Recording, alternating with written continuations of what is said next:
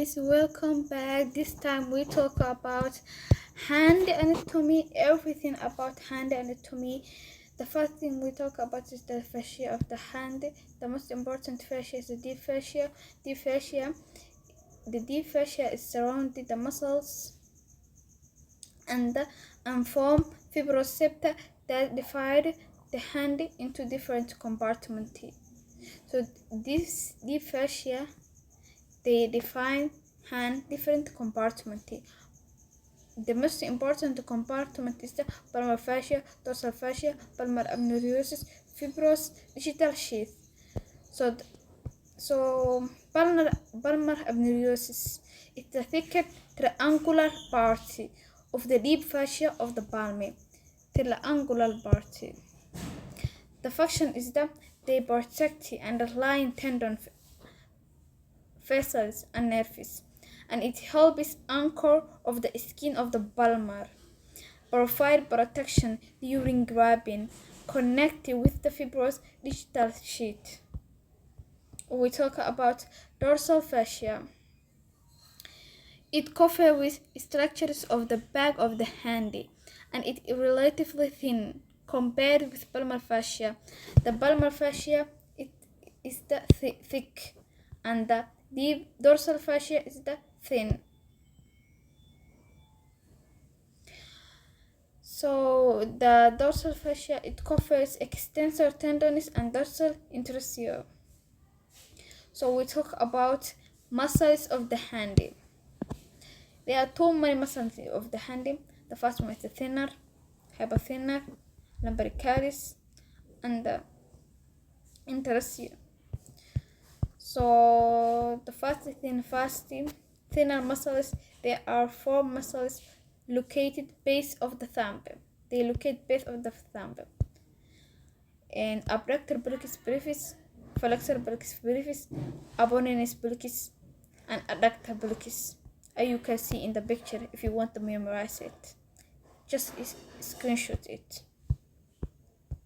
And note, the adductor pollicis is functionally a thumb, but is not part of the classical thenar group. Remember that. And hypothenar muscles, they located base of the little finger, and they are four muscles: abductor digiti minimi, flexor digiti minimi brevis, aponeuris digiti minimi, and palmaris digiti minimi. You can see it in picture. So another muscle is called lumbricalis. There are four lumbricalis, and they originate from flexor digitorum profundus. Don't forget this muscle. Flexor digitorum profundus. Lumbricalis, they come from flexor digitorum profundus. The action is the flexor of the metacarpal joint and interphalangeal joint. This is most important feature of the intrinsic muscles of the hand. And if you want to see it, this is lumbricalis. They are the first. They have the first, second, third, fourth.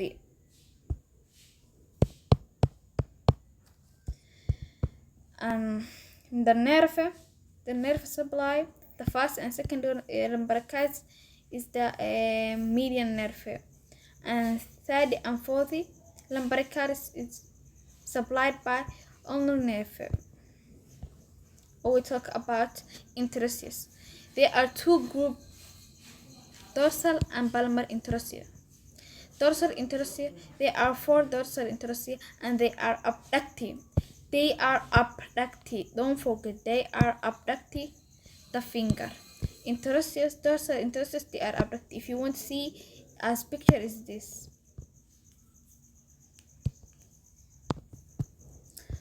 So if you want to mnemonic DAP, dorsal interosseous abductive, palmar interosseous. There are three palmar interosseous, and they are abductive. Dorsal abductive, palmar abductive, the finger. If you want to know, is the pad. If you see, this is the picture of the palmar intersects muscles. The blood supply of the hand, the whole hand. The ulnar artery supplies superficial palmar arch. Radial artery supply deep palmar arch. The nerve supply. We talk about the whole nerve supply of the hand. Median nerve supply. Lateral to lumbricalis. Apennis bullicus, abductor bullicus brevis, flexor bullicus brevis. If you want to memorize it, just memorize love. Ulnar nerve supplied all interosseous plus 2 medial lumbricals plus muscle remaining intrinsic hand muscle. So I hope you understand it. If you don't understand, don't worry, watch again until you understand it. Bye.